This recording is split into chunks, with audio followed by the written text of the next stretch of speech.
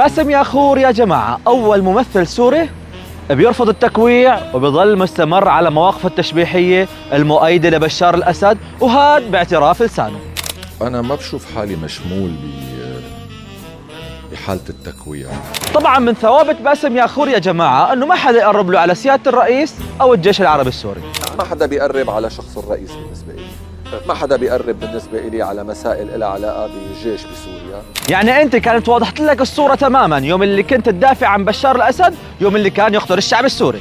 يعني ما هو انتظار لنعرف شو عم بيصير، لكن هو انتظار بسيط لتتوضح جزئيا الصورة ليعرف الواحد شو بده يحكي.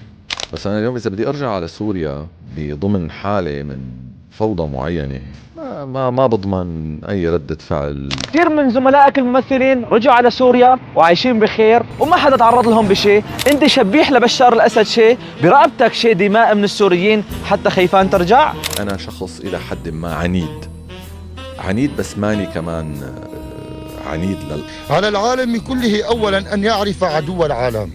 أنا بحب البحر بس ما بحب البحر بنفس الوقت. ولما نزل أكل شاورما كمان زقفوا له، لما تدشى بعد الشاورما قالوا له ألف صحة وهنا. طيب هدول نفسهم نزلوا على الساحات بسوريا وقت سقط النظام وزقفوا ورفعوا العلم الجديد، يعني بما معناه اليوم انه في شي 10-12 مليون سوري مكوح.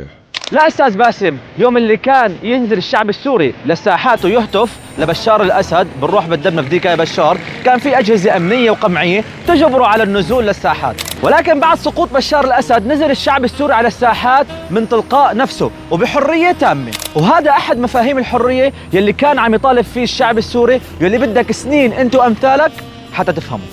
سلام.